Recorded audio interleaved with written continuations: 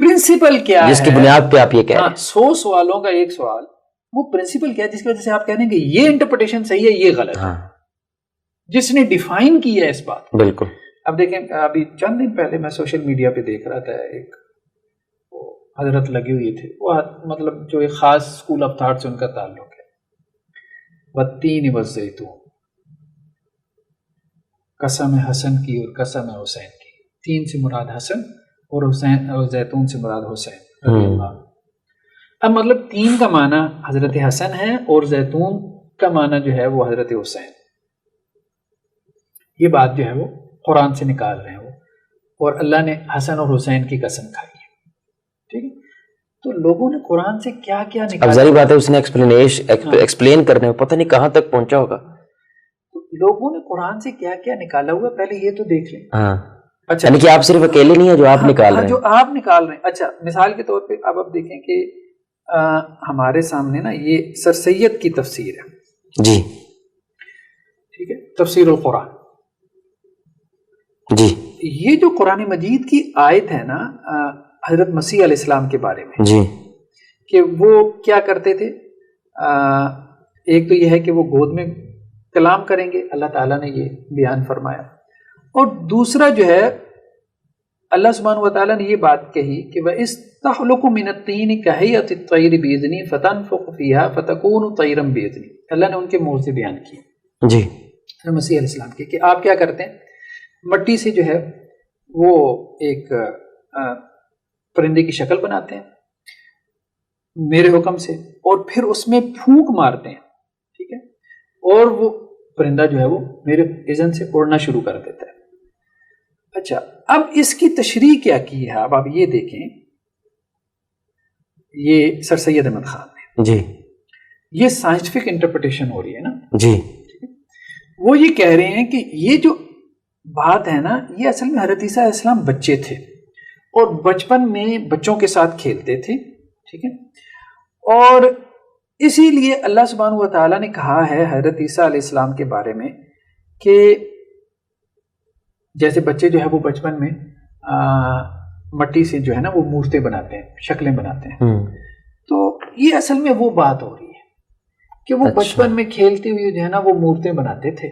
تو اللہ نے انہیں مخاطب کرتے ہوئے کہا حضرت عیسیٰ سے، ٹھیک ہے، ما تفعل، ایسا کیا کر رہے ہو. تو حضرت عیسیٰ نے کہا قال مجیبا لہ بانی اخلق لکم من الطین کہیۃ الطیر. تو حضرت عیسیٰ نے کہا کہ میں نا یہ مٹی سے پرندوں کی مورتیں بنا رہا ہوں. تو وہ سید کہتے ہیں یہ تو اصل میں یہ بات تھی کہ حضرت عیسیٰ جو ہے وہ مٹی میں کھیل رہے تھے، بچے تھے، اللہ نے پوچھا تو حضرت عیسیٰ نے جواب دے دیا. ایک معجزہ کا انکار کر رہا ہے. اچھا پھر لائن لگی ہوئی ہے نا، صرف یہ تو ہم نے ایک مثال دی. اچھا غلام احمد پرویز صاحب کو دیکھیں، یہ بھی قرآن کی تفسیر کر رہے ہیں، ٹھیک ہے. اچھا یہ کیا کہتے ہیں اسی آیت کی تفسیر میں، اچھا اسی آیت کی تفسیر میں ان کی یہ جو تفسیر ہے اس کا نام مفہوم القرآن، ٹھیک ہے. تو مفہوم القرآن میں یہ کیا کہتے ہیں کہ اللہ تعالیٰ یہ کہہ رہے ہیں کہ میں اس وحی کے ذریعے تمہیں ایسی حیات نو عطا کروں گا جس سے تم اپنی موجودہ پستی خاک نشینی سے ابھر کر فضا کی بلندیوں میں اڑنے کے قابل ہو جاؤ گے. ادھر لے کے بات کہ یہ جو ایج آف ایویشن ہے، ٹھیک ہے، ہوائی جہاز کا جو دور ہے، جی جی، یہ تو اصل میں اس کی بات ہو رہی ہے. حضرت عیسیٰ کا موضوع تھوڑا بیان ہو رہا ہے، ٹھیک ہے. اس طرح کوئی چیز بناؤ اور اس کے اندر اپنی انرجی انٹر کرو اور وہ اڑنے لگے گا. کہاں یہ بات ہو رہی ہے کہ اللہ تعالیٰ حضرت عیسیٰ سے مخاطب ہے. جی بالکل. تو اب یہ کہہ رہے ہیں کہ عیسیٰ بھی نہیں، اصل میں تو تم سے مخاطب ہے، ہم سے، انسان سے. اور عیسیٰ علیہ السلام جو پرندہ بناتے تھے اور وہ ہوا میں اڑتا تھا، ٹھیک ہے، اس میں پھونک مارتے تھے، تو اس سے مراد کیا ہے کہ انسان ایک زمانے میں جو ہے وہ ہوا میں اڑنا شروع کر ایسا کر پائے گا جیسے آج اڑ. مطلب حدود کیا ہیں؟ ہاں، یہ کدھر کے بعد کدھر چلے گی اتنی دور آپ کی حدود. اچھا ہم نے ایک کتاب لکھی ہے تحریک تجدد اور متجددین کے نام سے، ٹھیک ہے، یہ ہماری ویب سائٹ پہ بھی موجود ہے جی. ٹھیک ہے. اس میں کچھ مثالیں ہم نے بیان کی ہیں، جیسے مثال کے طور پہ ہم ذرا اس کو سمرائز کر لیتے ہیں. حضرت موسیٰ علیہ السلام کے عصا کے بارے میں نا یہ کہتے ہیں سر سید کہ جب حضرت موسیٰ علیہ السلام نے عصا مارا تو قرآن تو کہتا ہے نا کہ پانی کھڑا ہو گیا جی، تو راستہ بنا دیا. یہ کہتے ہیں یہ مد و جزر تھا. ہاں مد و جزر تھا، یعنی پانی جو ہے وہ سمندر کی لہریں جیسے نیچے چلی جاتی ہیں، اتر جاتی ہیں، تو جب اتری ہوئی تھیں تو اس وقت جو ہے حضرت موسیٰ علیہ السلام گزر گئے، اور جب فرعون کا لشکر گزر رہا تھا تو وہ واپس آ گئے. حالانکہ یہ اس کا تعلق تو ساحل سے ہے جی، سمندر کے درمیان سے تو نہیں ہے. بالکل. اسی طرح سے اب آپ دیکھیں کہ حضرت موسیٰ علیہ السلام کے عصا کہ وہ جی سانپ بن گیا تھا، تو اس کی بھی تعویل کر دی نہیں، کوئی سانپ وانپ نہیں بنا تھا. ٹھیک ہے، وہ اصل میں ان کے تخیل تھا، صرف بس امیجینیشن تھی، ان کو نظر آ رہا تھا کہ حضرت موسیٰ علیہ السلام کا عصا جو ہے وہ سانپ بن گیا. حالانکہ قرآن نے کہا ہے کہ تخیل وہ تھا جو جادوگروں نے پیدا کیا. جی، باقاعدہ ڈفرینشیٹ کیا ہے. حضرت موسیٰ یہ اصل ہوا ہے لیکن وہ دھوکا تھا، وہ تخیل تھا، وہ دھوکا تھا، آنکھوں کا دھوکا. یحیل الیہم من سحرہم انہا تسعی، وہاں قرآن نے تخیل کا لفظ استعمال کیا، لیکن اس کے لیے نہیں استعمال کیا. میدان بدر میں جو 1000 فرشتے جو ہے وہ نازل ہوئے، ٹھیک ہے، باقاعدہ قرآن کی آیت ہے. تو کہتے ہیں کہ اس سے مراد یہ ہے کہ 1000 گنا ان کے دل کو تقویت دے دی تھی جو لڑ رہے تھے. ہاں، جو لڑ رہے تھے. حضرت عیسیٰ علیہ السلام جب بن باپ کے پیدا ہوئے اس کا انکار کر دیا. ٹھیک ہے، حضرت ابراہیم علیہ السلام کو آگ میں ڈالا گیا، کہا کہ یہ تخیل تھا بس. یعنی جو بھی میریکلز ہیں وہ ان کا انکار کرتے تھے. ملائکہ کیا ہے؟ لیکن سوال یہ ہے کہ ویسے ہی انکار نہیں کرتے تھے، وہ اس کی کوئی نہ کوئی انٹرپریٹیشن کر دیتے تھے. اب آپ یہ کہہ رہے ہیں کہ وہ انٹرپریٹیشن بھائی کیسے کر دی آپ نے، کیا اصول اختیار کیا؟ اتنی دور نہ نکل جائے تو وہ کبھی نکلے گا بندہ جب کوئی اصول نہیں ہوگا. دیکھیں نا، ملائکہ کے بارے کہتے ہیں کہ یہ فورسز آف نیچر ہیں، فزیکل لاز ہیں. جی جی، فزیکل لاز ہیں. جنات کے بارے میں کیا کہتے ہیں؟ جن اصل میں چھپی چیز کو کہتے ہیں، جیسے جنین، ماں کے پیٹ میں بچہ ہوتا ہے. تو یہ اصل میں وہ لوگ تھے جو غاروں میں چھپے رہتے تھے، وہ جڑ اور گنوار لوگ تھے. یہ کوئی مخلوق نہیں ہے، علیحدہ سے نیچر ہے. دیکھیں سائنٹیفک انٹرپریٹیشن کرنے والے تو یہ لوگ ہیں بھائی جی، جو جنات کا بھی انکار کر رہے ہیں. یعنی آپ ایک طرف ایلینز کا ثبوت کر رہے ہیں جن کا کوئی سر پیر ہی نہیں ہے، اور جن کے وجود سے قرآن بڑا پڑا ہے. جی جی، ٹھیک ہے، اس کا یہ انکار. ساری مذہبی روایتیں جن کے وجود کے اوپر اتفاق کیے بیٹھی ہیں، وہ دوسری طرف سائنٹیفک انٹرپریٹیشن والے اس کا انکار کرنے بیٹھے ہوئے ہیں. تو مطلب سائنٹیفک انٹرپریٹیشن والے اس وقت 2 اینڈز پہ ہیں جی. ایک وہ ہیں جو توہم کی دنیا میں پڑے ہوئی ہیں جی، یعنی جو چیزیں اوہام میں بھی ثابت نہیں ہیں، وہم و گمان میں بھی ثابت نہیں، وہم کے درجے میں بھی نہیں ہے، ان کو جو ہے وہ یقین بنانے پہ لگی ہوئی ہیں. اور دوسری طرف وہ ہیں جو یقینی طور پہ ثابت چیزوں کو کیا کر رہے ہیں، ہوا میں اڑا رہے ہیں، ریجیکٹ کرنے کو. یہ دونوں اپنے اپنے طور پہ کیا کر رہے ہیں، سائنٹیفک انٹرپریٹیشن کر رہے ہیں. یعنی کہ سائنس کے ذریعے یہ دونوں کام کرنے کی کوشش کر رہے ہیں. ہاں اچھا یہ تو خیر بہت وہ ہے نا اپنا تھوڑا کام ہے. اس کے بعد اگر آپ غلام احمد پرویز کو دیکھیں، یہ ان کی کتابیں، ابھی میں ساری کتابیں نہیں کھول رہا لیکن میں نے اپنی کتاب میں ان کے حوالے دیے. سلیم کے نام خط جو ہے غلام احمد پرویز نے لکھا ہے اپنے بیٹے کے نام جی. تو کہتا ہے کہ سلیم، قرآن فہمی میں ایک نقطہ اگر تم سمجھ لو نا بڑی مشکلات حل ہو جائیں گی. وہ کیا نقطہ ہے ذرا اس پہ غور کیجئے گا. جہاں قرآن میں لفظ اللہ استعمال ہوا ہے، اللہ کی جگہ اگر تم اللہ کا قانون کہہ لیا کرو تو بات بالکل واضح ہو جائے گی. اللہ سے مراد کیا ہے؟ اللہ کا قانون. اللہ نہیں ہے. الحمدللہ رب العالمین، تمام تعریفیں اللہ کے لیے. یہ تمام تعریفیں اللہ کے لیے نہیں ہیں، یہ اللہ کے قانون کی تعریفیں. اللہ کا قانون کون سا ہے؟ وہ جو ان کا فلسفہ تھا نظام ربوبیت کا، اس پہ ان کی کتاب ہے غلام احمد پرویز کی. یہ مارکسسٹ تھے، مطلب جو سوشلزم کا جو ایک فلسفہ ہے بنیادی طور پہ. تو وہ جو کہہ رہے کہ ایک سوشل سوسائٹی کے اندر ایک غریب کو جو ہے وہ کھانے کو روٹی مل رہی ہے، سرمایہ نظام کے یہ لوگ خلاف تھے نا. غلام احمد پرویز پہ کافی اثرات تھے اس کے مارکسزم کے، مارکس سے. تو اب وہ کہہ رہے کہ اس قانون کی بنیاد پہ یہ جو قانون ہے یہ اللہ نے دیا ہے، تو یہ اصل میں اس قانون کی تعریف ہو رہی ہے، اللہ کی تعریف نہیں ہو رہی. اور پھر اس قانون کو وہ اپنے قانون کی طرف لے جاتا ہے. ہاں، اس کو پھر اپنے قانون کی طرف لے جاتا ہے کہ اللہ کے قانون سے اس کی مراد پھر شریعت نہیں. اچھا جیسے اب دیکھیں نا، یہ کیا کہتے ہیں، وَمَا مِن دَابَّةٍ فِي الْأَرْضِ إِلَّا عَلَى اللَّهِ رِزْقُهَا. اب تشریح کیا ہے کہ زمین میں جو بھی جاندار ہے اس کا رزق اللہ کے ذمہ ہے. تو کیا کہتا ہے، ہم نے اس آیت میں اللہ سے مراد لیا وہ معاشرہ جو قانون خداوندی کو نافذ کرنے کے لیے متشکل ہو. یعنی یہاں اللہ مراد نہیں ہے، کیونکہ اللہ مراد لیں تو پھر سوال پیدا ہوتا ہے اللہ نے تو رزق دیا ہی نہیں کچھ لوگوں کو. تو یہاں مراد کون ہے، سب کو کب رزق ملے گا، اللہ سے مراد کون ہے، کس کے ذمہ ہے سب کا رزق؟ سب کا رزق جو ہے وہ اس معاشرے کے ذمے ہے جو نظام ربوبیت کے اوپر قائم ہو، یعنی جو مارکسزم کے اوپر، سوشلزم کے اوپر کھڑا ہو، جی اس کے ذمے ہے سب کا رزق، اور وہ نظام تو ہم نے قائم نہیں کیا۔ یہ بھی نظام کے دائیوں میں سے ہیں، یہ حضرت بھی نظام کے دائیوں میں سے ہیں، تو اجتماعیت کی طرف جو ہے دعوت دینے والوں میں سے ہیں۔ تو خیر بات یہ ہے کہ اجتماعیت کا چورن بھی لوگ بیچ رہے ہیں، جی تو باندھ باندھ کی بولیوں سے بیچ رہے ہیں۔ تو یہ نہیں کہ ایک بندہ جو ہے وہ اجتماعیت کی طرف لوگوں کو بلا رہا ہے تو ضروری نہیں کہ وہ صحیح طرف ہی بلا رہا ہو۔ اچھا مثال کے طور پہ ابھی آپ دیکھیں نا، یہ تو تھا ان کا اللہ کے بارے میں۔ اسی طرح کہتے ہیں یہ جو قرآن میں آتا ہے کہ اطیعوا اللہ و اطیعوا الرسول، اللہ اور اس کے رسول کی اطاعت کرو، اس سے کیا مراد ہے؟ کہتے ہیں اللہ اور اس کے رسول کی اطاعت سے مراد جو ہے سینٹرل اتھارٹی ہے۔ جو آپ یہ نظام قائم کریں گے نا مارکسزم کا، سوشلزم کا، ٹھیک ہے، اس میں ایک سینٹرل اتھارٹی ہوگی، اس کو اللہ اور اس کے رسول کا درجہ دے دیا۔ یعنی اچھا ابھی آپ مطلب آپ دیکھیں نا، ایک ریولوشنری تھاٹ ہے نا ان کی، ٹھیک ہے، اب اس ریولوشنری تھاٹ میں کیا کہتے ہیں، جہنم کیا ہے؟ جہنم تو ایک قلبی کیفیت کا نام ہے، ٹھیک ہے۔ اسی طرح سے جہان فردہ میں کہا ہے، اسی طرح جنت کے بارے میں بھی کہا کہ جنت کیا ہے؟ جنت بھی جو ہے وہ ایک کیفیت کا نام ہے، کوئی جگہ نہیں ہے، ٹھیک ہے۔ اچھا اب سوال پیدا ہو قیامت کیا ہے؟ یوم القیامت سے مراد ہوگا وہ انقلابی دور جو قرآن کی روح سے سامنے آیا تھا، انقلابی دور۔ الساعہ سے مراد کیا ہے؟ حق و باطل کی وہ آخری جنگ جس سے باطل کی قوتیں شکست کھا کر برباد ہو جاتی ہیں، پورا فلسفہ انقلاب کا، جی ٹھیک ہے۔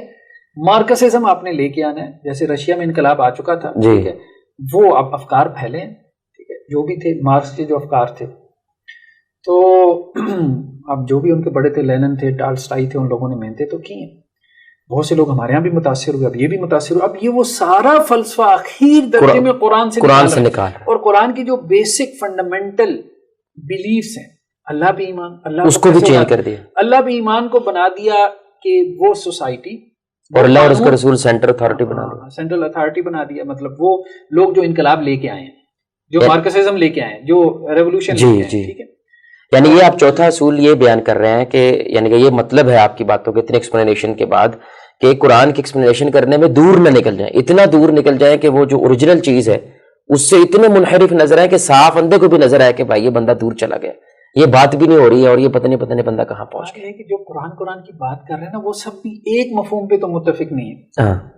چلیں جو جنہیں آپ تانا دے رہے ہیں کہ یہ مولوی ہے، اچھا وہ اچھا پھر سوری آپ کی بات کر رہے ہیں، ایسا بھی نہیں ہے، آپ یہ بھی یعنی قادیانی بھی نہیں کیا ہے، پھر سید احمد خان جو سائنس کے لیے اتنی محنت کرنے والے تھے کہ جب تک اس امت کے اندر سائنسی علم نہیں آئے گا یہ امت ترقی نہیں کر سکتی، ان کا تو مدعا یہ تھا، تو ان سب نے بھی کام وہ کیا ہے جو آج آپ کر رہے ہیں، ہاں جو آپ آج یعنی کہ ضروری نہیں ہے کہ آپ پہلی دفعہ کچھ کام کر رہے ہیں، یہ ہو چکا ہے کہ لوگ قرآن کو اس انداز سے انٹرپریٹ کرنے کی کوشش کریں جو وقت کے ساتھ ہو، جو اس زمانے کے ساتھ، وہ آپ سے ہزار گنا آگے جا کے یہ کام کر چکے ہیں، جہاں جانے کا آپ سوچ بھی نہیں سکتے، یعنی آپ کو بھی خوف اور ڈر آنے لگ جائے گا کہ یار ہم یہاں جا کے بات کریں گے کہ قیامت والا دن انقلاب کا دن بن جائے گا، ہم یہ نہیں کریں گے، ایلیمنٹس پیدا کر دیں گے۔ اچھا وہ کہیں گے ہم ایسا نہیں کریں گے، تو آپ یہ کہہ رہے کہ بھئی اس کا بھی رسول کیا ہوگا، کس بنیاد پہ یہ کر سکتے ہیں، کس بنیاد پہ نہیں کر سکتے؟ یہ کہنا کہ جی مولوی یہ کام نہیں کر رہے، بھائی یہ کوئی کام پہلی دفعہ آپ نہیں کر رہے، بہت دفعہ ہو چکا، اور ان لوگوں کو مولویوں کی وجہ سے ہی جو ہے وہ ریجیکٹ اس انداز سے ہوا کہ لوگوں نے ان کی تفاسیر کو، ان کی چیزوں کو ایکسیپٹ نہیں کیا، قبول نہیں کیا۔ بات یہ ہے کہ یہ پہلے خود تو ایک بات پہ متفق ہوتے ہیں نا، اب ہم کس کی انٹرپریٹیشن مانیں؟ جو لوگ کہتے ہیں قرآن، دیکھیں مولوی کو تو آپ نے کہہ دیا یہ لٹرلسٹ ہے، اچھا چلیں وہ لٹرلسٹ ہے، لٹرلزم کی وجہ سے وہ سب ایک معنی پہ متفق ہیں، کم از کم ایک معنی پہ تو متفق ہے کہ یہ انٹرپریٹیشن ہے۔ آپ نے میٹافر لیا، ایک کا میٹافر یہ ہے، دوسرے کا نارتھ پول میں ہے، تیسرے کا ساؤتھ پول میں، وہ خط استوا پہ بیٹھا ہوا ہے، مطلب جب آپ اتنے زیادہ اس میں چلے گئے مجاز کنائے کی باس کے اندر، تو پھر ایک انٹرپریٹیشن غلام احمد قادیانی کر رہے، دوسری سر سید احمد خان کر رہے، تیسری غلام احمد پرویز کر رہے، چوتھی جو ہے مولانا امین حسن اصلاحی صاحب کر رہے ہیں، پانچویں غامدی صاحب کر، مطلب کس کی طرف آپ جائیں گے؟ مولانا ابوالکلام آزاد کر، کون؟ مطلب مولانا وحید الدین خان صاحب کر رہے ہیں، کون کس کی طرف آپ جائیں گے؟ ایک عمران حسین صاحب کر، تو کس کی طرف آپ جائیں گے؟ یہ ہے کہ میٹافر مراد لینے کی اصول سیٹ کرنے ہوگا، میٹافر مراد لینے کی صورت میں، کیونکہ میٹافر تو 100 طرح سے ہو سکتا ہے، ٹھیک ہے۔ ابھی ہم نے ایک آیت کو دیکھا نا، سید اس کی کیا تفسیر کر رہے ہیں، اور اسی کی دوسرا بندہ سید کہہ رہے ہیں کہ بچپن میں کھیلتے تھے، حضرت مسیح ابن مریم جو ہے وہ پرندوں سے، تو اللہ نے پوچھا کہ یہ کیا کر رہے ہو؟ تو انہوں نے کہا کہ مٹی کے پرندے بنا رہا ہوں اور کیا کر رہا ہوں. تو غلام احمد پرویز اس طرف لے گئے کہ اس سے مراد جو ہے وہ کیا ہے؟ Age of aviation. کہنے کا مقصد یہ ہے کہ یہ پہلے خود تو ایک بات پہ متفق ہو جائے نا، پھر امت کو دعوت دیں کہ جی اب آپ ہم متفق ہیں، یہ ایک کلب ہمارا متفق ہو گیا، ہمارے کلب کی طرف آ جائیں، مولویوں کے پیچھے نہ چلیں، ہماری طرف. اچھا مولوی کے پیچھے نہ چلے کہ پھر کس کے پیچھے چلیں؟ ہمارے پیچھے. 50 آپ کے پیچھے لگے ہیں، 50 اس کے پیچھے لگے ہیں. وہ جو مطلب اپنا وہ کہتے تھے خلیل الرحمان قمر صاحب کے 35-36 عورتیں ہیں، تو بس یہی معاملہ ہے اس وقت. 35-36 افراد ہیں، ہر ایک کے پیچھے پیچھے لگے ہوئے ہیں. تو یہ ٹھیک نہیں ہے. مطلب یہ ہے کہ کچھ حدود ہیں، کچھ لمیٹیشنز ہیں. وہ کیا ہے؟ تو ہم نے ایک بات کہی، اصولی طور پہ بات کی، وہ کیا ہے؟ تفسیر بالمعصور. سب سے بڑی حد کیا ہے؟ تفسیر بالمعصور، کہ یہ ایک دائرہ ہے، ایک سرکل ہے. تفسیر بالمعصور کیسے کہتے ہیں؟ قرآن کے ذریعے تفسیر نمبر 1، قرآن کی حدیث کے ذریعے تفسیر 2، قرآن کی صحابہ کے اقوال کے ذریعے تفسیر، قرآن کی تابعین کے اقوال کے ذریعے تفسیر، جسے ہم سلف صالحین کی تفسیر بھی کہہ دیتے ہیں. یہ جو تفسیر ہے، سب سے پہلے قرآن کی کسی آیت کی تفسیر کرتے ہوئے آپ یہ 4 چیزیں سامنے رکھیں. ٹھیک ہے؟ صحابہ کی تفسیریں کھول لیں، تابعین کی تفسیریں کھول لیں، حدیثیں کھول لیں اس آیت کی انٹرپریٹیشن میں، اور قرآن کی مختلف آیات کھول لیں. جی.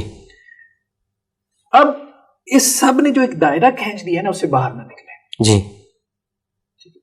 ورنہ گمراہ ہونے کا خطرہ. گمراہ ہونے کا خطرہ کہ آپ گمراہی میں پڑ گئے. جی.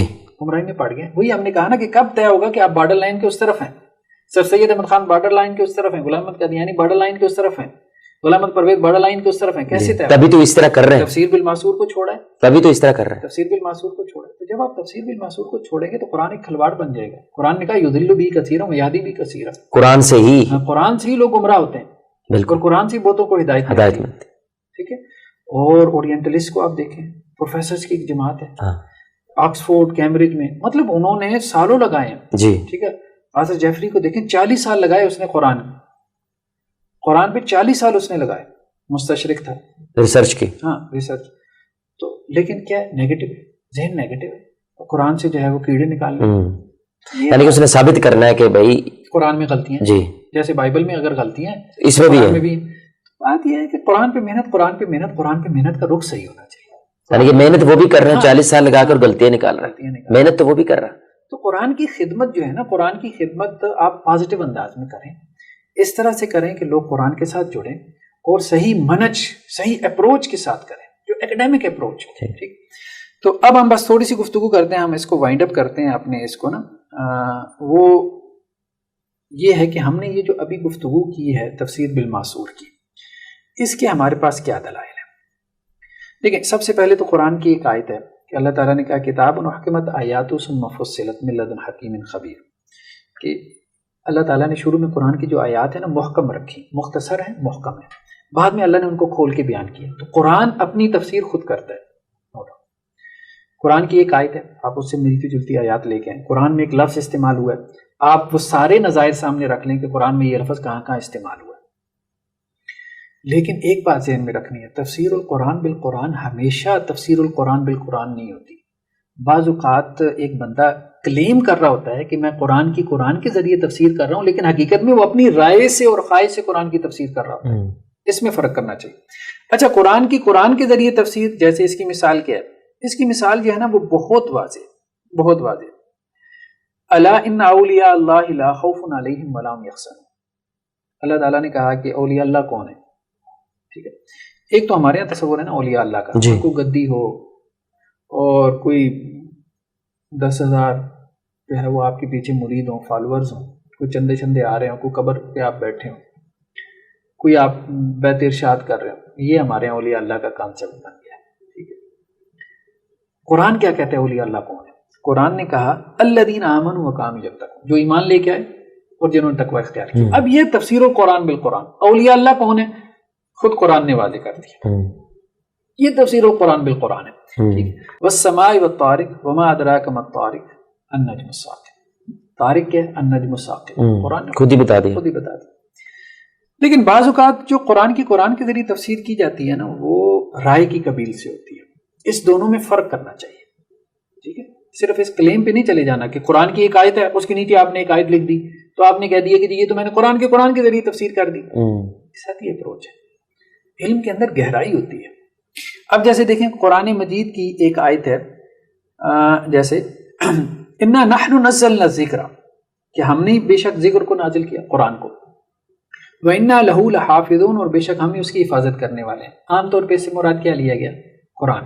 لہو میں ہو ضمیر یہ جو پروناؤن ہے کس کی طرف لوٹ رہا ہے؟ قرآن کی طرف. اللہ تعالیٰ کہہ رہے ہیں ہم ہی قرآن کی حفاظت کرنے والے. اچھا بعض مفسرین نے کہا کہ یہاں پہ مراد جو ہے نا کہ ہم اس کی حفاظت کرنے یہاں سے مراد اللہ کے رسول صلی اللہ علیہ وسلم ہے.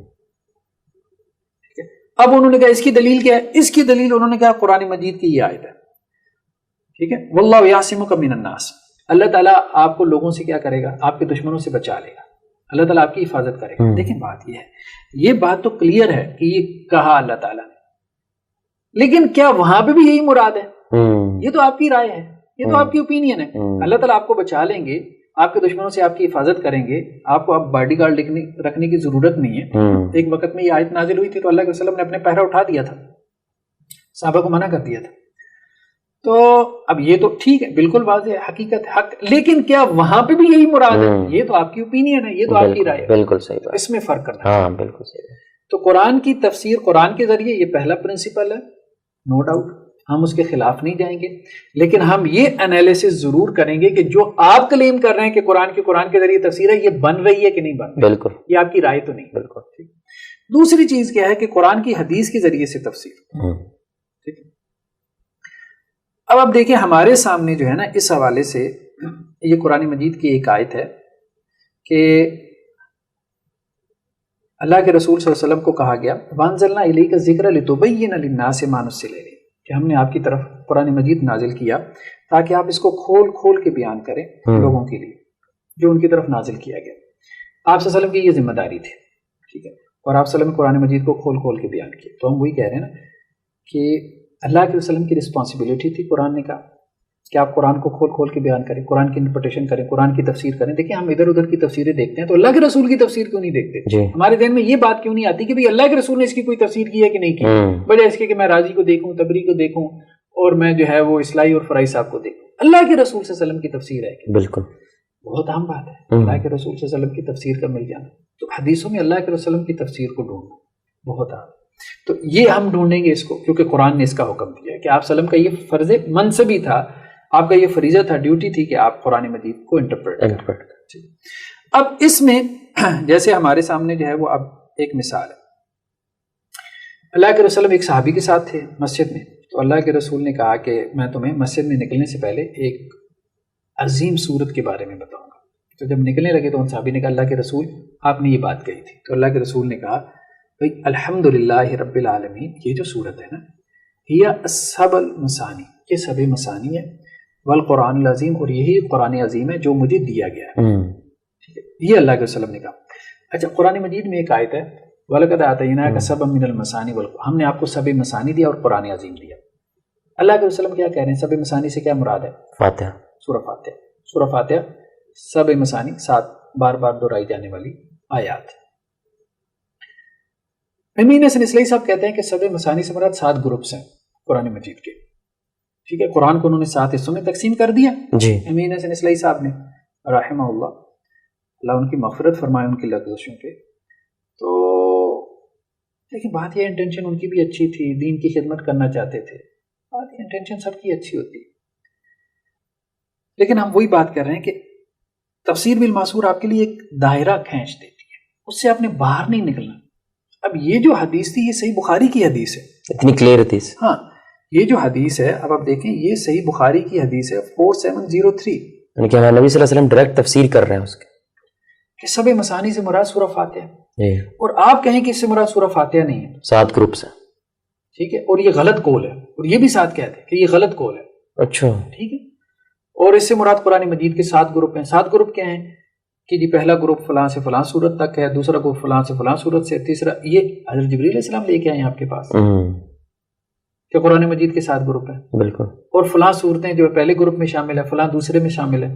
پھر ہر گروپ کا جو ہے وہ ایک مرکزی خیال ہے سینٹرل آئیڈیا اور اس گروپ کی جتنی صورتیں اس سینٹرل آئیڈیا کے گرد گھوم رہی ہیں. دیکھیں بات تو ساری مزہ دے رہی ہے کہتے ہیں نا چس آ رہی ہے.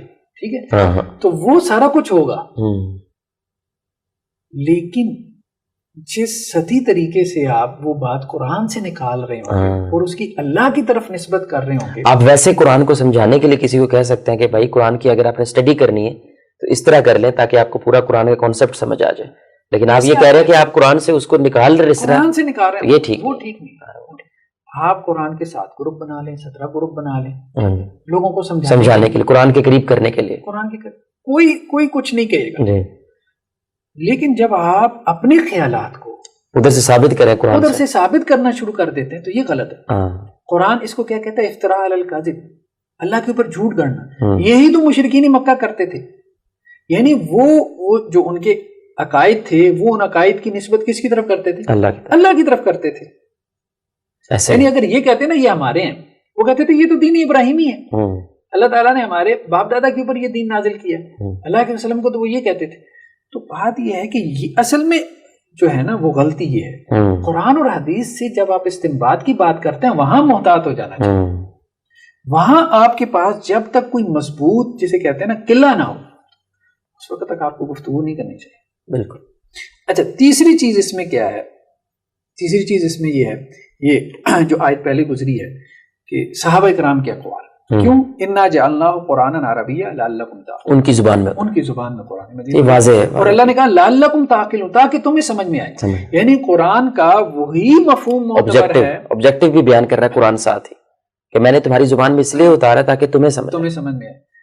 قرآن کا وہی مفہوم معتبر ہے جو صحابہ کو سمجھ میں آیا. یہ عام بات ہے، جو مفہوم صحابہ کو سمجھ میں آیا وہی معتبر ہے. اس مفہوم کے خلاف اگر آپ ہوگے تو قرآن کی اس آیت کا رد کر دیں. ٹھیک، آپ اس کے خلاف چلے جاؤ. اور وہ آپ پہلے کہہ چکے ورائٹی ہو سکتی ہے لیکن کنٹرڈکشن نہیں ہو سکتی. اچھا، اس میں ایک اہم بات ہے، یہ ذرا تھوڑی سی گہری بات ہے. ایک بات تو یہ ہے کہ صحابہ کے بعد ہم نے کہا تابعین، بلکہ تبع تابعین کے اقوال بھی بعض اہل علم شامل کر لیتے ہیں. اس کی دلیل کیا ہے؟ یہ صحیح بخاری کی روایت ہے 2651 کہ اللہ کے وسلم نے کہا خیرکم قرنی، بہترین زمانہ میرا زمانہ ہے، ثم الذین یلونہم، پھر اس کے بعد صحابہ کا زمانہ، ثم الذین یلونہم، پھر اس کے بعد تابعین کا زمانہ. یہ بہترین زمانے ہیں. پھر اس کے بعد کیا کہا اللہ کے وسلم نے؟ پھر اس کے بعد تو ایسے لوگ آ جائیں گے کہ مطلب یہ ہے کہ ان سے گواہی طلب نہیں کی جائے گی اور وہ گواہی دیں گے، ٹھیک ہے، اور نظر مانیں گے لیکن نظر پوری نہیں کریں گے. بات کے اوپر بعض روایاتوں میں یہ بھی ہے کہ جھوٹی قسمیں اٹھائیں گے تو جھوٹ عام ہو جائے گا، جھوٹ پھیل جائے گا. تو 3 زمانوں کی اللہ کے رسول نے تعریف کی. اچھا، ایک اور حدیث ہے ہمارے سامنے، یہ حدیث جو ہے وہ صحیح بخاری کی ہے، یہ بھی حدیث صحیح بخاری کی ہے کہ لوگ اللہ کے راستے میں جہاد کریں گے اور کوئی چیز جو ہے نا، کوئی شہر فتح نہیں ہو رہا ہوگا، تو پھر لوگ کہیں گے کہ بھائی کوئی ایسا شخص ہے جسے اللہ کے رسول کی صحبت نصیب ہوئی ہو، تو جواب دیا جائے گا ہاں. تو اس کی دعا سے، اس کی برکت سے لوگوں کو فتح دے دی جائے گی. پھر اس کے بعد ایسا ہوگا کہ ایک ایسا زمانہ آئے گا کہ جس میں لوگ جہاد کریں گے اور لوگ یہ کہیں گے کہ بھائی وہ جسے کسی صحابی کی صحبت نصیب ہوئی وہ ہم میں ہے، پھر اس کی برکت سے، اس کی دعا سے لوگوں کو فتح مل جائے گی. ٹھیک ہے، اور اسی طرح سے پھر اس کے بعد کا بھی معاملہ چل سو چلا ہے تبع تابعین کے بارے میں بھی. کہنے کا مقصد یہ ہے کہ یہ وہ لوگ ہیں، صحابہ کی جماعت ہوگی، اس کے بعد تابعین اور تبع تابعین، ان کی جو فضیلت ہے وہ قیامت تک آنے والے امت کے جتنے طبقات ہیں ان کے اوپر ثابت ہے کہ یہ ان میں بہترین لوگ ہیں. جب بہترین ہیں کس اعتبار سے؟ علم و عمل دونوں اعتبار سے بہترین ہے. تو جب ایسے شخصیت تو کچھ شخصیت کی تو وہ ویلیو نہیں، جو وہ شخصیت کی ویلیو ان کے علم و تقوی کی وجہ سے، تو ان کے علم سے ہمیں استفادہ کرنا چاہیے. تو اب بات یعنی کہ تفسیر میں ان کے اقوال اگر قرآن و سنت سے ڈائریکٹ ہمیں نہیں مل رہے تو پھر ہم صحابہ کی طرف جائیں یا تابعین کی طرف جائیں کہ وہ اس بارے میں کیا کہتے ہیں، کیونکہ اللہ تعالیٰ نے قرآن ان کی زبان میں نازل کیا اور ان کو اللہ تعالیٰ نے امت کے بعد میں آنے والے طبقات بہترین دی اور ان کے فضائل اللہ نے بیان. بالکل. اور بھی مطلب بہت سی لاجک ہو سکتی ہیں کہ تابعین نے جیسے صحابہ سے علم حاصل کیا، جب صحابہ کی تفسیر میں برتری ثابت ہو گئی تو وہ ان کے اسٹوڈنٹس تھے، تو ان کا جو اکثر و بیشتر تفسیر کا علم تھا تابعین کا، اکرمہ ہو گیا، مجاہد ہو گئے، تو یہ کہاں سے؟ حضرت عبداللہ ابن عباس کے شاگرد ہیں نا. جی. تو ان میں سے وہ بھی ہیں جو کہتے ہیں کہ ہم نے 60 مرتبہ عبداللہ ابن عباس رضی اللہ عنہ کے سامنے قرآن پیش کیا اور ایک ایک چیز کا معنی جو ہے وہ ان سے سنا. سبحان اللہ. تو اب وہ جو معنی بیان کر رہے ہیں ان کا سورس کیا ہے؟ ان کا سورس صحابہ ہے, تابعین کا سورس صحابہ ہے, تو اس لیے تابعین کی تفسیر کی اہمیت بڑھ جاتی ہے. صحابہ کا سورس کیا ہے؟ اللہ کے رسول یا پھر اللہ کے رسول سے انہوں نے تربیت پائی ہے, تو اس لیے اس کی بڑی اہمیت ہے. اب سوال یہ پیدا ہوتا ہے کہ کیا صحابہ اور تابعین کی تفسیر بائنڈنگ ہے یا اس میں خطا کا امکان نہیں ہے؟ دیکھیں قرآن کے ذریعے تفسیر جو کلیئر ہے, نہیں اس کے خلاف نہیں جا سکتے, اور حدیث اللہ کے وسلم کی آگے اس کے خلاف نہیں جا سکتے. صحابہ کی جو تفسیر ہے, کیا صحابہ سے غلطی نہیں ہو سکتی؟ ایک اصولی سوال پیدا ہو سکتا. تو ایک تو اصول تفسیر میں اس پہ بحث موجود ہے, دوسرا اصول فقہ میں قولی صحابی کی بحث موجود ہے. ہمارے یہاں اصول مدون ہو گئے. سب سے پہلے امام شافعی نے کام کیا. امام شافعی نے جو رسالہ لکھی تھی اس میں اصول تفسیر بیان کی. ان کو پڑھنا چاہیے, بلکہ آج کل ہمارے لیکچر چل رہے ہیں اصول رسالہ کے اوپر, آن لائن ہماری کلاس چل رہی ہے. اس کے بعد سے آج تک معاملہ چلے. تو 1400 سال امت کی ایک تاریخ ہے نا, جس میں قرآن کو انٹرپریٹ کرنے کے اصول ان کے اوپر ڈسکشن جاری ہوئی ہے اور اس پہ لوگوں نے لکھا ہے. تو آپ پہلے ان اصولوں کو تو دیکھیں, کیا آپ ان اصولوں سے اتفاق کر رہے ہیں؟ بالکل. اگر اتفاق کرتے ہیں تو ویل اینڈ گڈ. اب آپ کی جو انٹرپریٹیشن اس کے مطابق ہے کہ نہیں. اگر نہیں کر رہے تو آپ کے اپنے اصول تفسیر کیا ہیں وہ بیان کریں. سب سے پہلے تو وہ بیان کریں, ایسے تو نہیں ادھر کی ہانکیں ادھر کی ہانکیں. بالکل, یہ اصولی آدمی ہے. بالکل. تو ہم یہ بات کر رہے تھے کہ اینڈ آف ٹائمز کے بارے میں بھی ساری یہی گفتگو ہو گئی کہ صحابہ کرام یہ ساری کی ساری چیزیں وہاں پہ آپ لگا دیں کہ اینڈ آف ٹائمز کو اگر آپ نے بیان کرنا ہے تو اس کو بھی اسی طرح ہم اصول کے ذریعے ہی بیان کر سکتے ہیں, اس کے باہر نہیں. باہر کریں گے تو آپ کہہ رہے ہیں کہ وہ بندہ مخالف سمت میں چل رہا ہے, جس سمت میں صحابہ اور تابعین رسول اللہ کا دور چلا اس کے مخالف چل رہا ہے. اگر اس کے اندر ہے اور تھوڑی سی ورائٹی پیش کر رہا ہے, مخالف نہیں جا رہا ہے لیکن ایک ورائٹی پیش کر رہا ہے, اسی لفظ کو اسی بات کو تھوڑا اور کھول کے بیان کر رہا ہے, یا اس کے لیے اور زیادہ ایویڈنسز کریٹ کرنے کی کوشش کر رہا ہے اسی موقف کے لیے, تو پھر تو ٹھیک ہو سکتا ہے. لیکن اسے کنٹراڈکٹ اگر کرے گا تو پھر ظاہری بات ہے گمراہی کی طرف جا رہا ہے. ایک بات اہم ہے اس میں کہ صحابہ کرام میں بھی بعض اوقات کچھ لوگوں کو غلطی لگ جاتی تھی. مثال کے طور پہ ایک حدیث ہے, آپ نے سنی ہوگی, بلکہ ہم میں سے سب لوگوں نے سنی ہوگی, یہ صحیح بخاری کی ہے 1916, کہ جب قرآن مجید کی یہ آیت نازل ہوئی نا, وَكُلُوا وَاشْرَبُوا حَتَّى يَتَبَيَّنَ لَكُمُ الْخَيْطُ الْأَبْيَضُ مِنَ الْخَيْطِ الْأَسْوَدِ مِنَ الْفَجْرِ, ٹھیک ہے, کہ اس وقت تک کھا پی سکتے ہو جب تک کہ سفید دھاری سیاہ دھاری سے جدا نہ ہو جائے فجر کے وقت. تو اس سے مراد سحری کا وقت تھا. تو ایک صحابی نے کیا کیا, اپنے تکیے کے نیچے سفید دھاگا اور سیاہ دھاگا رکھ لیا. ساری رات دیکھتے رہے کہ جی کب مجھے جو ہے نا دونوں میں فرق نظر آئے.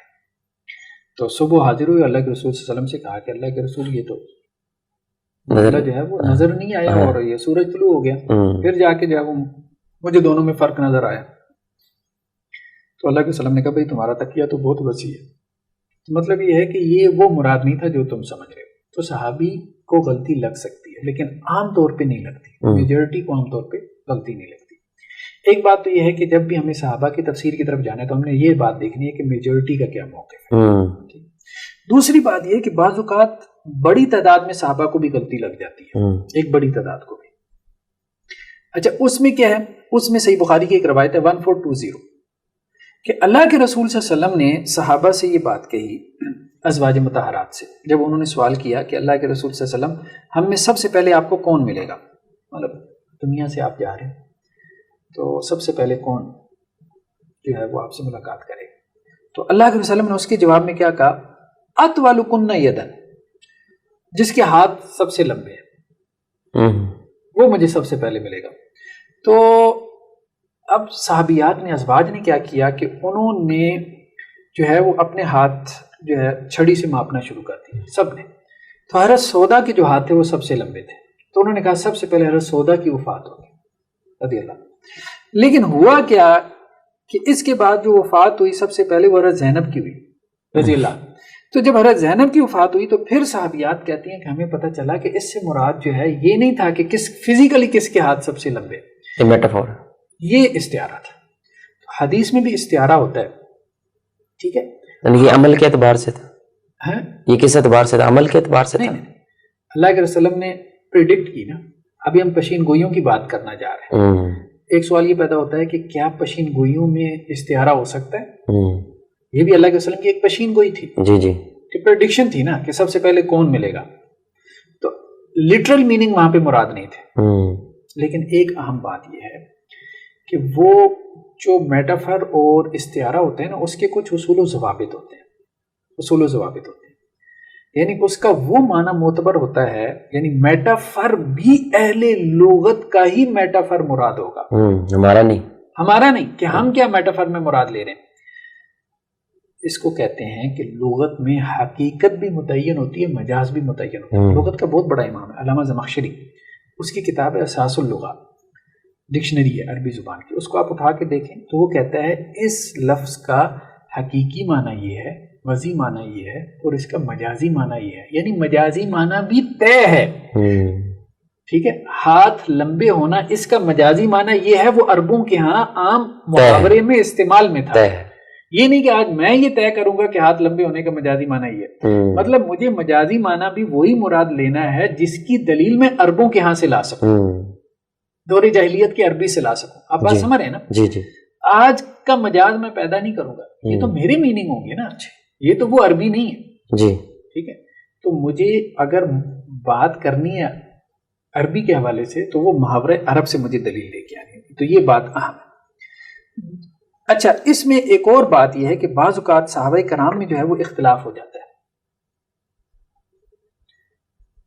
آپ اس بات پہ زور دے رہے ہوتے ہیں جی فلاں صحابی کی تفسیر ہے. دیکھیے بات یہ ایک صحابی کی تفسیر ہے، کسی صحابی کی تفسیر اور بھی ہو سکتی ہے. پھر آپ کیا کریں گے جب ٹکرا جائے؟ تو آپ ظاہری بات ہے ایک صحابی کی تفسیر کی طرف جائیں گے.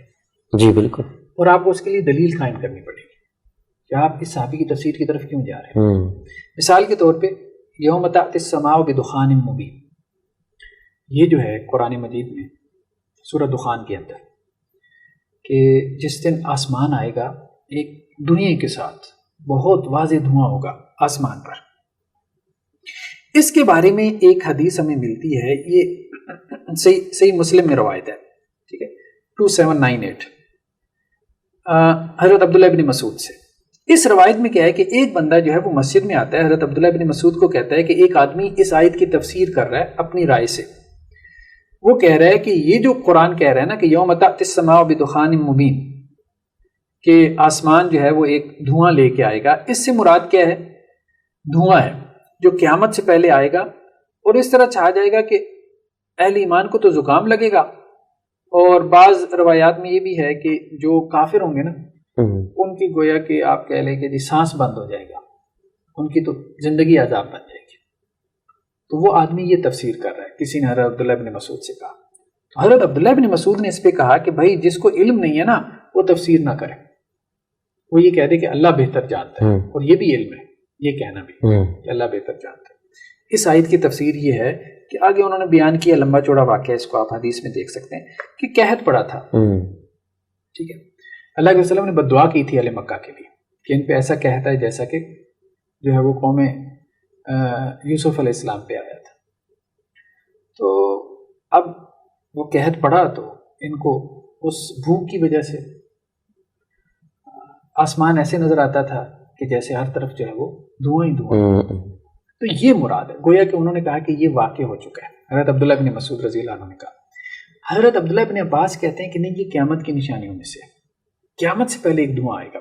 اچھا، اس کے لیے ایک دلیل ہے جو کہ روایت ہمیں صحیح روایت ہے، یہ بھی صحیح مسلم کی ہے 2901 کہ قیامت سے پہلے جب 10 نشانیوں کا اللہ کے رسول نے ذکر کیا، کہا کہ قیامت اس وقت تک قائم نہیں ہوگی جب تک 10 نشانیاں نہ ظاہر ہو جائیں. ان میں الدخان ہے اور دجال ہے. دخان بھی ہے ان میں میجر سائنس میں. تو اب آپ یعنی کہ دونوں کے پاس دلیل ہے، دونوں کے پاس دلیل ہے. وہ پہلے بھی دلیل سے ہی بیان کر رہے ہیں اور دوسرے بھی دلیل سے بیان، یعنی کہ ان کے درمیان اختلاف جو ہے وہ دلیل کے ساتھ ہے، دلیل کے بغیر نہیں. اب اس میں بہتر یہ ہوتا ہے کہ آپ دونوں آراء کو جمع کر، آپ کسی ایک رائے کی طرف نہ جائیں، دونوں کو جمع کر.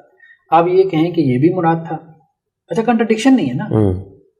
آپ یہ کہیں کہ جی وہ بھی مراد تھا جو قحط پڑا اہل مکہ کے اوپر اور ان کو جو ہے وہ بھوک کی وجہ سے دھواں نظر آتا تھا، اور یہ بھی مراد ہے قیامت سے پہلے جو ہے وہ ایک آئے گا، ایک دھوئیں کا عذاب آئے گا. ٹھیک ہے، یہ بھی مراد ہے، دونوں مراد ہو سکتے ہیں. تو اس طرح سے ہم اس میں جو ہے وہ تطبیق پیدا کر سکتے ہیں. اچھا اس میں ایک اور اہم بات یہ کہ بعض صحابہ ایسے ہیں جن کا تفسیر میں مقام ہے, جیسے ابن عباس, عبداللہ ابن عباس.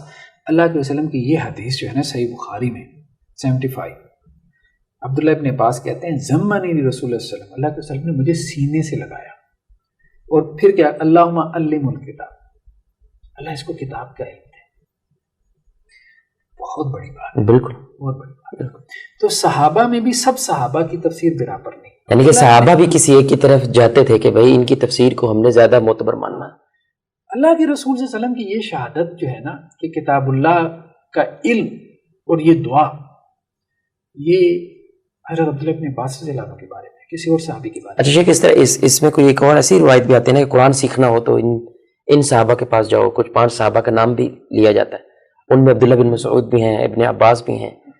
مطلب کچھ لوگوں کو, اچھا حضرت عمر رضی اللہ عنہ کا یہ معاملہ تھا جی کہ جب انہیں کسی آیت کی تفسیر مشکل معلوم ہوتی تھی تو وہ ان کی طرف رجوع کرتے تھے, ابن عباس کے. ہاں, عبداللہ ابن عباس. تو بہرحال ہم بات کو سمرائز کرتے ہیں کہ تفسیر بالمعصور وہ دائرہ ہے جس سے ہم نے باہر نہیں نکلنا.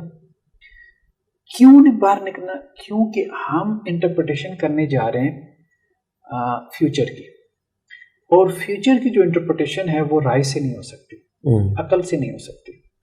فیوچر کے بارے میں ہم نے اگر کچھ پریڈکٹ کرنا ہے تو اس کے لیے واحد سورس وہی ہے. وہی کیا ہے؟ کتاب و سنت ہے. کتاب و سنت کی انٹرپریٹیشن میں جو صحابہ کے اقوال ہیں وہ ہمارے لیے کیا ہیں؟ وہ ہمارے لیے گائیڈنس ہے. صحابہ سے غلطی ہو سکتی ہے, یہ بات اصولی طور پہ ٹھیک ہے, لیکن سارے صحابہ سے غلطی ہو جائے یہ ممکن نہیں ہے. تو تمام صحابہ اگر ایک مفہوم کو بیان کر رہے ہیں وہ تو بائنڈنگ ہے, وہ تو حجت ہے.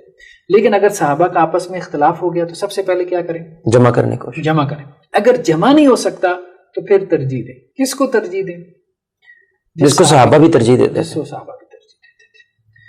اور پھر اہم بات یہ ہے کہ تابعین کی تفسیر کو بھی اہمیت ہے. کیونکہ غالب طور پہ انہوں نے کس سے سنا تھا؟ صحابہ سے سنا تھا. غالب امکان بھی ہے کیونکہ صحابہ کہ وہ شاگردوں میں سے. تو تفسیر بالمعصور کی روشنی میں آپ نے علامات قیامت کو انٹرپریٹ کرنا ہے.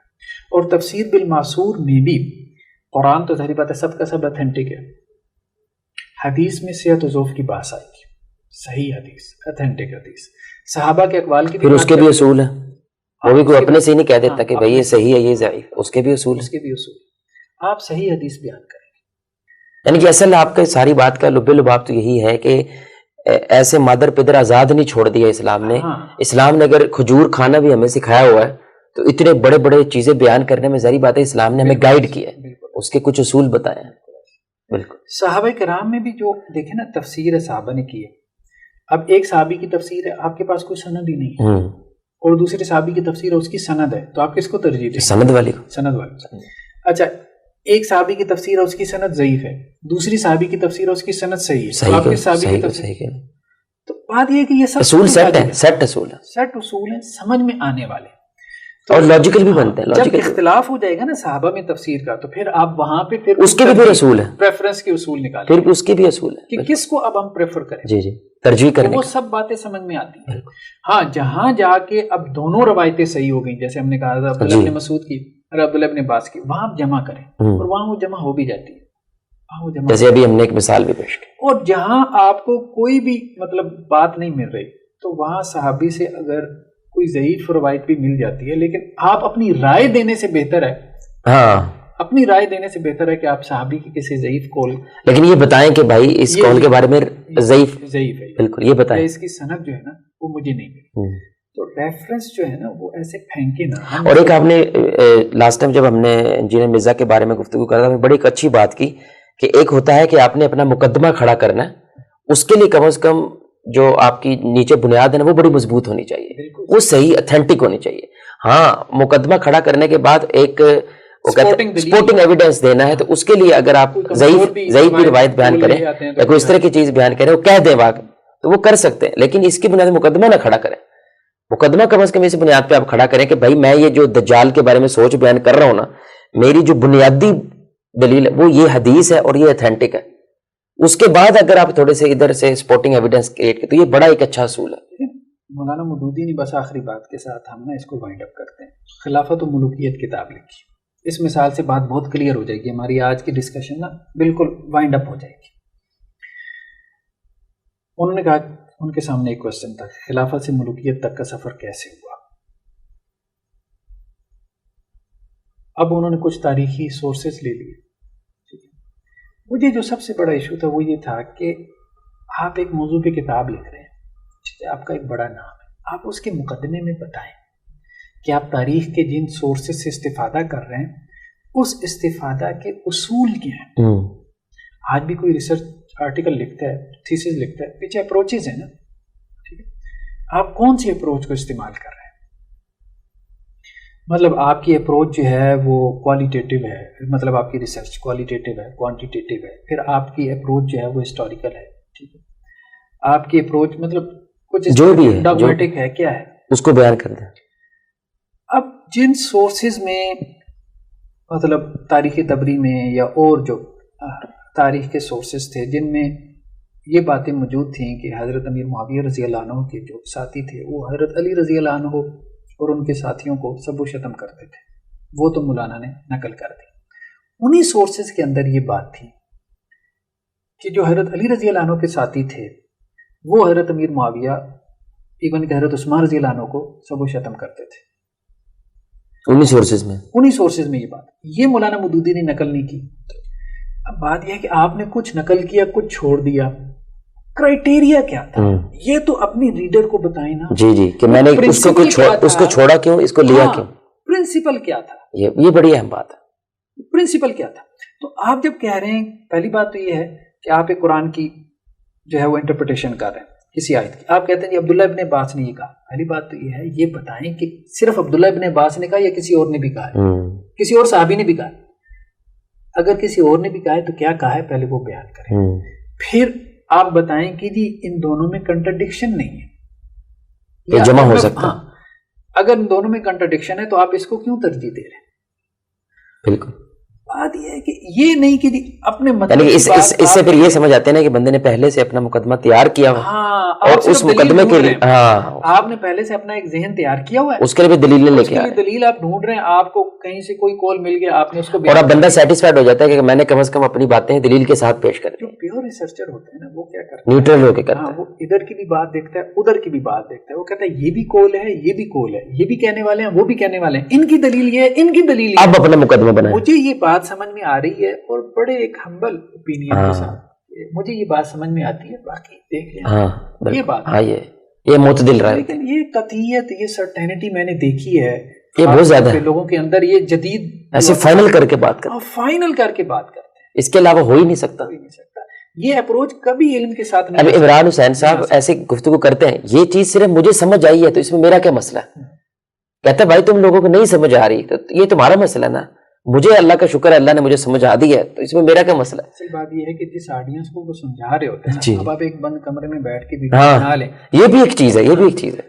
آپ کے سامنے آڈینس بیٹھی نہیں، کبھی آپ علماء کے ساتھ بیٹھے نہیں، بس صرف آپ جو ہے وہ اپنے اپنا موقف بیان کریں، گفتگو میں ان کے اوپر جو ہے وہ دو چار جو ہے وہ بندے بٹھانے دے دیں. جی اس طرح سے نہیں، کسی کے ساتھ بیٹھیں گے تو پتہ چلے گا نا آپ کتنے پانی میں، وہ کتنے پانی. ایگزیکٹلی.